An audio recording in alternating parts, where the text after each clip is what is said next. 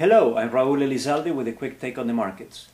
Although the stock market is usually difficult to read, there are times when it hits a stride and there seems to be no doubt about where it's going. Those times are great for investors because the same market conditions seem to be in place day after day. But of course one day the party ends and it usually does not end well. And today may be one of those times. Today we find ourselves looking at stocks that have gone up steadily for 9 or 10 months and now are 60% higher than March last year. Now let's compare this bull market with the bull market of 04 to 07. Back then, just like now, the big thing was that taking more risk paid off. For example, going from more conservative large cap stocks to more aggressive small cap stocks was rewarded well. Going from US stocks to international stocks was even better. And buying emerging market stocks, the riskiest kind, seemed to be the best thing to do. From 2004 to 2007 it was possible to have great returns and outperform the S&P 500 easily, not only because the risk had gone down, but also because the rewards for taking that more risk were larger than at other points in the past. Of course we know how that ended, going so far out on the risk scale while the weather seemed fine left people so exposed that when the storm hit, they ended up being clobbered. Today we might be in a similar situation after one of the strong bull markets in history. For the past 9 months or 10 months it was great to be long, and the riskier the asset, the better off you would have been.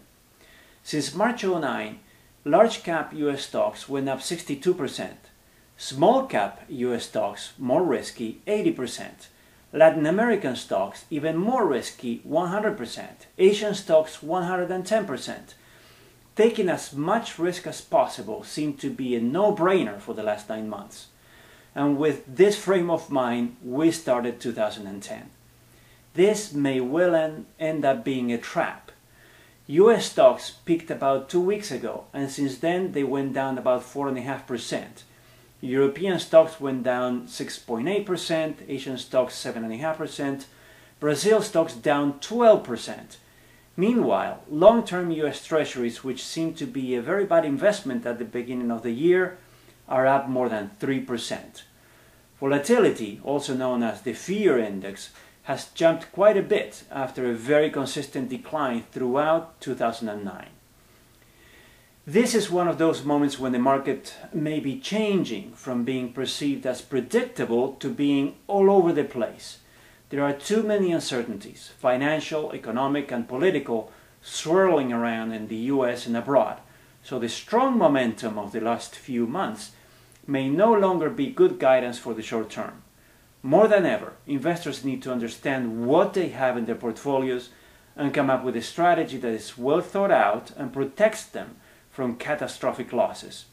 From that point of view, going far out on the risk scale may not be the best idea.